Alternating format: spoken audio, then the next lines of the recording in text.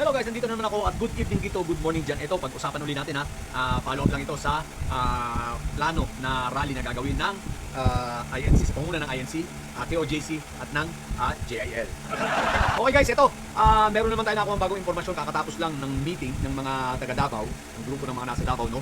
Nag-meeting sila sa Samal Island, sa sa bahay niya, ni Sunny Buenaventura. Okay, sa ng subdivision na yun. Okay, sa bahay ni Sunny Buenaventura. Palagay ko familiar kayo kay Sunny Buenaventura, di ba? Ito yung pinatawag sa Quadcom noon na ni Sayad. Anong tawag dito? Parang administrator ba ito? Basta yun, parang ito nung nasa Quadcom si Sunny Buenaventura, no? Okay, guys, nag-meeting roon kasama yung 100 na mga leaders nila. Ang iba doon ay mga guardians, no? At sila ay napagkasunduan na sa gagawin ng rally, babiyahe sila.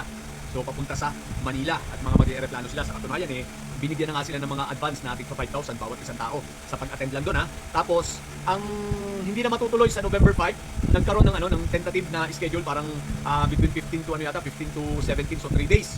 'Yun ang pinaplano. At sila, yung 100 na 'yon, yung mga magiging team leader nila ay may allowance na tig 5,000 ang bawat isa. So ngayon, 5,000 per day 'yun ha. Sa Manila, ganun din ang magiging bayaran. 3,000 per day. At ayon sa ating sources, sa ating kaibigan, ganun din, naitimbre din sa ating puting kabayo. Ang sabi daw, yun nga, pinagpapalitan ng mga di ba, ang ibang mga mga tawag dito, coordinators, no? Kasi nga mga estapador yung iba. So pinalitan na yung ibang mga coordinators, so mga bago na. So mag-expect tayo na mas marami ang sasama rito na mga mga warriors nila, yung mga tira pasok lang. Ibig sabihin wala namang mga prinsipyo, talagang mga bayarang realista lang na kukunin sa Taguig, Tondo at sa Payatas. So ang bayad sa kanila ay 3,000 per day. Grabe no, nakakainggan yun no. 3,000 per day. So guys, 3 araw ang tinatarget nila. Ang organizer nito, ito para sa alaman ng lahat ang nag-o-organize na pinaka-team leader na pala sa Manila na nag-o-organize ay walang iba kundi si Topak Show. Confirm. Topak Show na ang leader na nag-o-organize niyan. Hindi po sila Vic Rodriguez, si Topak Show mismo. Meron din tayong natutunan, meron din tayong nalaman. Ang codename pala nitong si Pulong ay si Baktin. Baktin. Kaya kung gusto nyo gamitin ang pangalan ni Pulong, subukan nyo gamitin ang Baktin. Maririndi yan sapagkat yan ang codename ni Pulong sa Davao, sa sindikato nila, si Baktin. So confirm po yan. So maghintay-hintay lang tayo, check na lang natin doon sa mga didilis dyan na makigubyerno at gusto lang ay kapayapaan. Panahon ng mag-isip-isip kayo. Pag tinuloy ng iglesia itong ng INC, itong mga plano nila, mag-isip na kayo.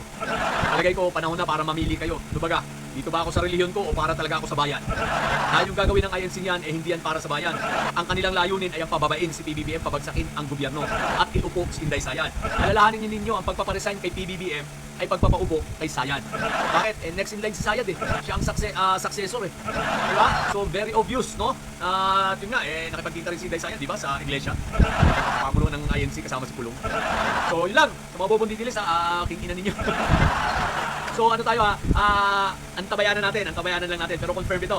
So abang-abangan natin unless na sila dahil nabulilyaso na bukyan na, no? Itong mga plano nila baka bago na naman sila ng plano. Okay? Basta't ang plano talaga nila, may mauuna silang rally bago ang November 30. Yung November 30, talagang sila ay makikisawsaw at sasabit panawagan ng against corruption at sila ay magkukunwari. So kaya yun. So tingnan natin ang mga mangyayari basta't ang tentative date na nila ay November 15 to 15, 16, 17. Yun, November 15, 16, 17. Tentative yun.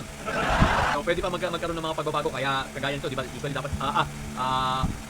November 5. Pero yun nga, dahil sa parang hindi nila kakayanin, kapos sa panahon, kapos sa preparasyon, in-adjust nila ang date. Okay? So sa mga didilis dyan, huwag na kayong papayag na maestapa kayo kung sasama kayo sa rally Ang laki ng budget ninyo, 3,000, 3,000 per day.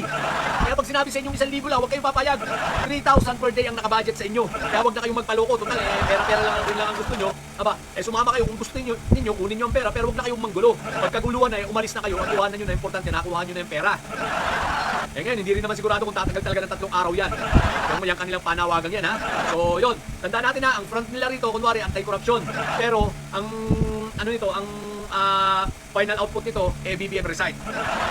Okay? So yun lang po, sa mga bobong didilis siya, ina nyo, manatili kayo mga bobo at may sayad. Sobrang may sayad. Okay? High blood. Bye!